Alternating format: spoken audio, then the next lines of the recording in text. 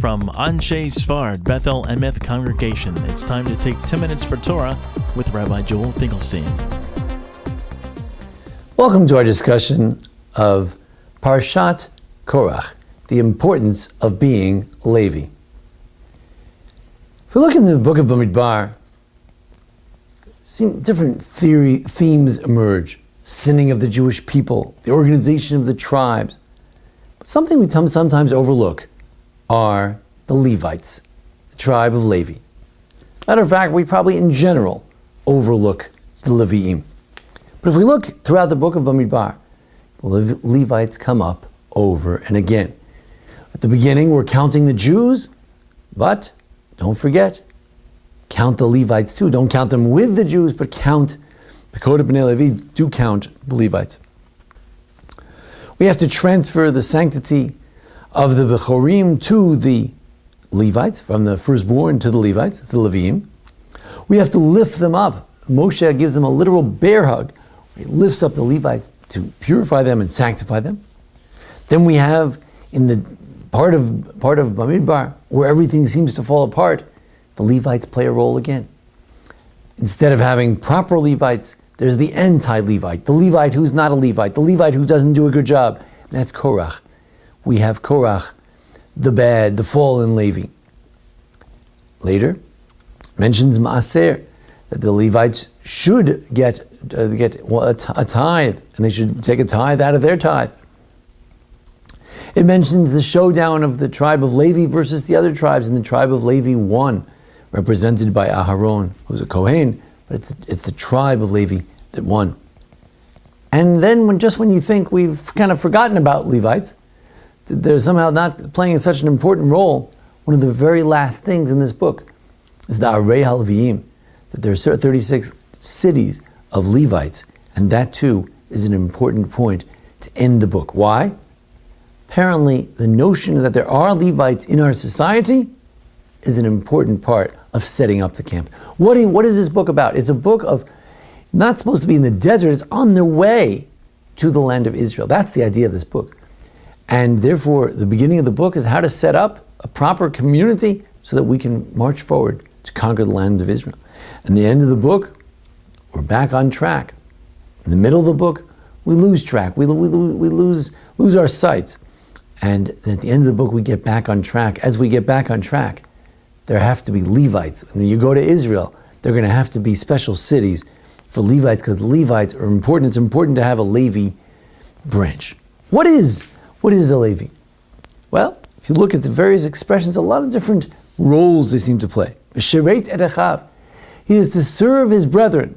Levite, like a Kohen, it's debated in the Talmud if a Kohen is a shluchah d'Rachmana, shluchah didan.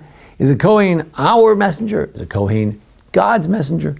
So too here it says, V'shereit et achav, the Levite is there to serve his brethren. And it also speaks of the idea of Hayuli Alvim, that the Levites are to God, that they are his, they belong to him. We have the idea of their serving, V'shereit et achav, l'shartam. And we also have la'avod et avodat HaMishkan, somehow to do the work of the Mishkan. Rabbis say that they just do the singing, the guarding, but that too is a type of avodah.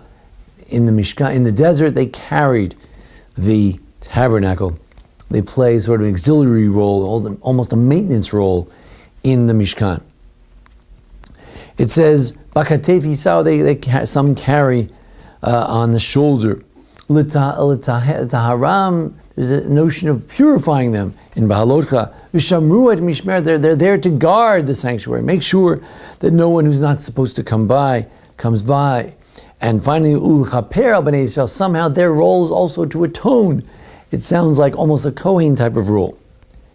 Later, if we look in the book of Dvarim, we see Yorush v'tachal Yaakov, the Levite's role is also to be a teacher in Israel.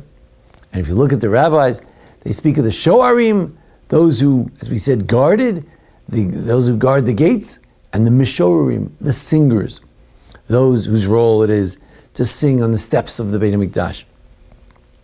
So there are many roles that they play. And the question is, what is the Torah saying about our society? What do we need? Number one, it needs people who are in service. There's a certain number of people need to dedicate themselves to the holy service. Today you might have rabbis and chazanim and presidents and sisterhood presidents, all kinds of gabaim, shamashim involved in the holy work. In those days, they had their role as well. There always need to be some who are engaged in service. There's some who need to be purified above all others. Some who need to guard to make sure that right is right and wrong is wrong, and that the boundaries between them are not blurred. And finally, Mishorerim, the Levites, we know ultimately are the singers, the sweet singers of Israel. The Shir Mizmor Levnei Korach, Shir L'Asaf, Mizmor L'Asaf. All these different singers who are Levites, the different families of Levites who brought the song. If you're having a society, you need to have a society where some dedicate themselves to God. There needs to be sort of a rabbi class. If you're having a society, there need to be some who guard right from wrong, who conserve the values on which we stand. And finally, you need Mishorerim. You need some to bring the element of song to life. If there are people, everyone's simply working, and no one's dedicated to bringing song to life, perhaps the arts class, the class of those who bring joy and festivity and music to the world. If you don't have that, you can't have a good society. Our book is about setting up a just society, a good society, a high-minded society. Without the Levites, it just simply can't be done. While each individual has to be dedicated to these principles, ultimately, there have to be some who are fully dedicated, totally dedicated to this cause. How many?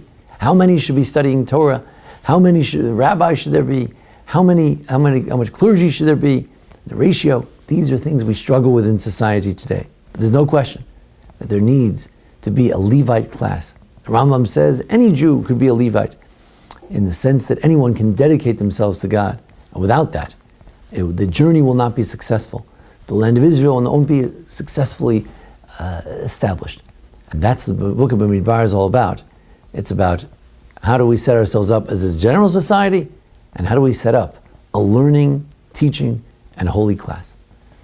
Let us hope that in our own times we can learn to not only set up a proper society, but also make sure we have a Levite segment, a Levite class as well. Thank you so much for joining us here at the Anshe Sfard Bethel Emeth congregation here in Memphis, Tennessee. Thanks to our producer, Jason Lefkowitz, for his help. And thanks to all of you for joining us. Join us each week for discussions of Parsha, various holidays, how-to Judaism, and more. And thank you for joining us. Thank you.